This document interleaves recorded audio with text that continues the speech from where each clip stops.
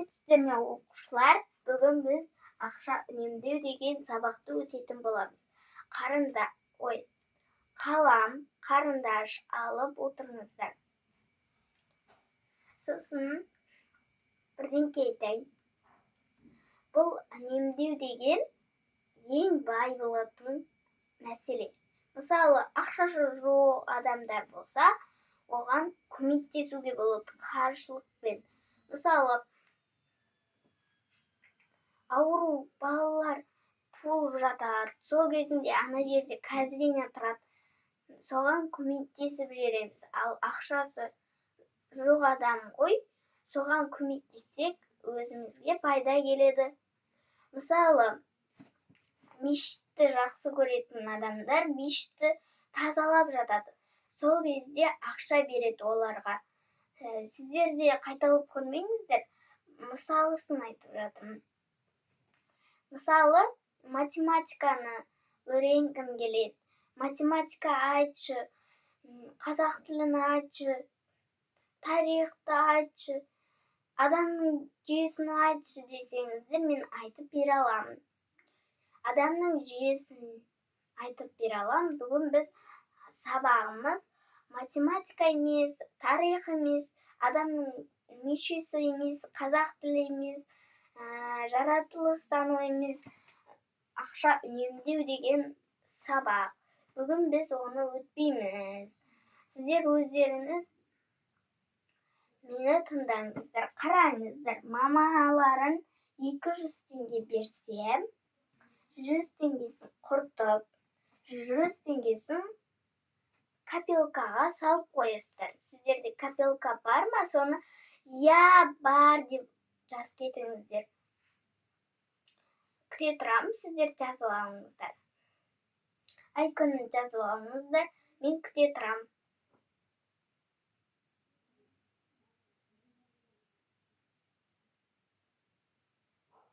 Жазып болдыңыздар ма?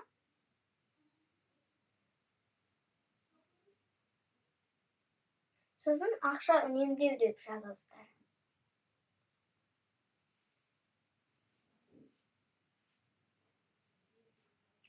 Жазып болған болсаңыздар, ай-күнін жазсаңыздар болды. Мен сіздерге мынаны үйреттім. Енді жазып алыңыздар. 200 алынған 100 тең 100 деп жазыңыздар. Бұл не үшін екенін қазір түсіндірем. 1000 алу 500 тең 500 деп жазыңыздар. Оны да үйретем. Бұл үнемдеудің математикасы. Үнемдеу дегеніміз былай. Мысалы, 200 теңге берсе, 100 теңгесін құртып, 100 теңгесін қалдыру керек. Копилкаға салып қою керек. 1000 теңгелеріңіз болса, 500 теңгесін құртып, 500 теңгесін копилкаға салып қою керек. Сонда бізде 100-ге қосамыз, 500-ді тең 600. 600 теңге болады. Сіздер өздеріңіз құртқыларыңыз келмесе, өздеріңіз біліңіздер.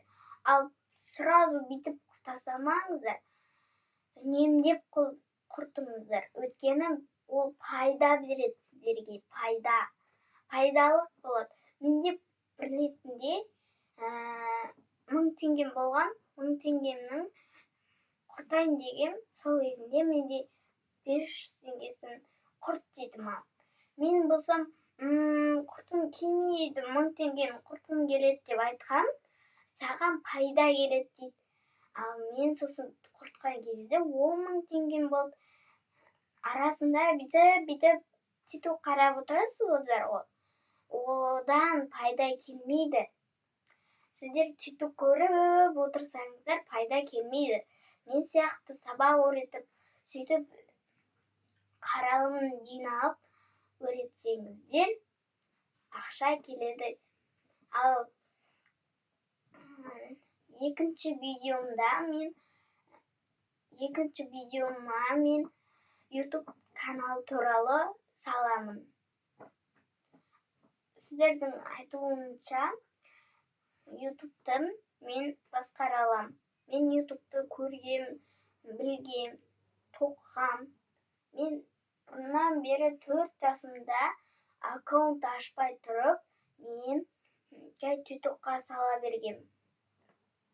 Мысалы, жай видеоға түсеміз, сондайлардың тютогы бар еді ғой, соған түсіргем мен. Анандай ше, бұрындары мынандай видео болушы еді ғой.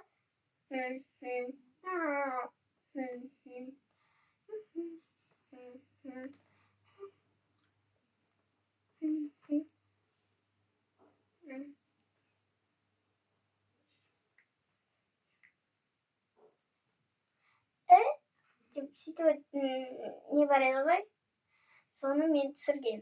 Сосын менде 8 жасымда канал болды. 8 жасымда канал. Сосын мен 8 жасымда видео түсіріп бастаған кезде менде көп қаралым жиналып жатыр. Айтайын ба? Не қаралым? Қырғыз, Қазақстаннан көп болды да, сосын ашық болған кезде Қазақстан одан көп болды. Ол бізде 26 ма сондай болды.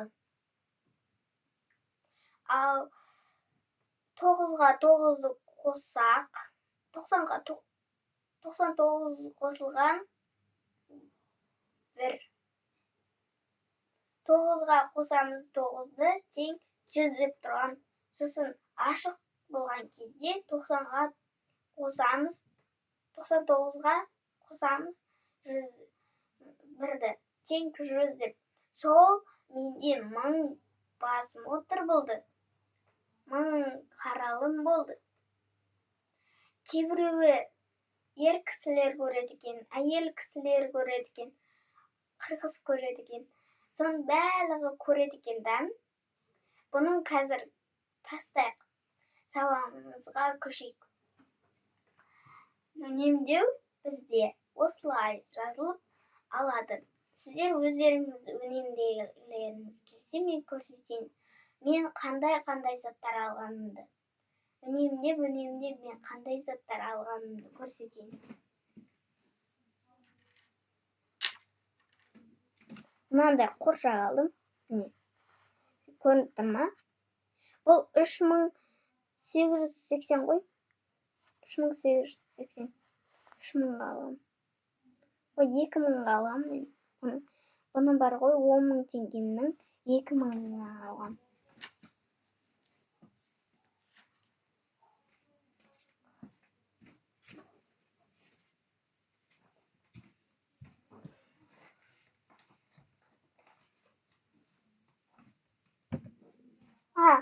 Міне пикми палочка 100 теңгеге алғам.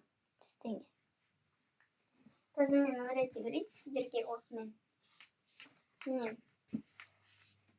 Міне осыны жазып алдыңыздар деп ойлаймын. Енді мыналарды жаздыңыздар. Міне ақша үнемдеу деп жазған сияқтысыздар. Енді 200 алынған 200 тең 100 деп жаздыңыздар ма? Сіздер барлығын жазыңыздар. Мен öğретем, сіздер жазыңыздар. Оқытыңыздар ма? Міне 200 алынған 100 тең 100 деп жазыңыздар. Сосын 1000 алынған 500 тең 500 деп жазыңыздар. Сосын қосамыз. Осы жауаптарды қосамыз. 100 қосылған 500 деп жазыңыздар да. 500 қосылған 100 деп жазыңыздар да, 600 деп жазыңыздар. Бұл не білдіреді? Бұл ақшаны үнемдеу дегенді білдіреді. Сіздер ақша үнемдегілеріңіз келсе, маған комментке айтыңыздар. Менің осыны öğrендім. Мен осылай бай болдым. Маған осылай көмектесші деп жазыңыздар. Мен болсам сіздерге көмектесем. Мені көмекші ретінде қараңыздар. Ал үнемдеген осылай болады. Ал сіздер неге үнемдемейсіздер? Кішкентайлар үнемдемей бүткілін құртып жатады. Мысалы, әжесі беріп жатқан кезде, атасы беріп жатады, мамасы беріп жатады, папасы беріп жатады. Сол кезінде олар бүткілін құртып тастайды, нөл қылдырып құртып тастайды. Сол кезінде олар пайда таппайды. Мен сіздерге оның бәрін құртыңыздар деп атқан жоқпын. Мен үнемдеп құртыңыздар деп атырмын. Былай ғой, мысалы, атасы 1000 теңге берді. Менің бауырым бар, айтайын. Соның оқиғасын айтайын. Атасы 1000 теңге береді. Мен дәу апам. Атасы береді. Ол құртып тастайды 1000 теңгесін. 1000 теңгесінде чипсы алады, солай кола алады, солай құртып тастайды. Ал олай болмайды. Мен сіздерге öğretip жатырмын. Ал сіздер öğrenбей жатсыздар. Öğренгендеріңіз болса, арасына мен öğrendім деп жазып қойыңыздар. Жазып болған болсаңыздар, назар аударып қараңыздар. Мысалы, кейбіреулері ақшаны үнемдемей құртады. Мысалы, үлкен кісілер болсын, қарап отырсыздар, үлкендер болса, анандай аппарат бар ғой, ақшамен массаж жасайтын, соған құртып тастайды. Сосын олардың ақшалары нөл болып қалады. Ол болмайды. Мамаларда да, кішкентайларда да, папалар кола алып жатады ғой, кола, зиги-заги, бірдеңке алып жатады. Сондай колаға ұқсайтын. Газды сусын алады. Ол болмайды. Үнемдеп құрту керек. Мен сіздерге үнемдеп құртыңыздар деп айтып жатырмын. Ал сіздер ұқтыңыздар ма бірдеңкені? Ал сіздер айтып кетіңіздер. Комментке мен ұқтым деп жазып кетіңіздер. Ал видеомыз бітті. Ал кім осыны тағы да öğренгісі келеді, соған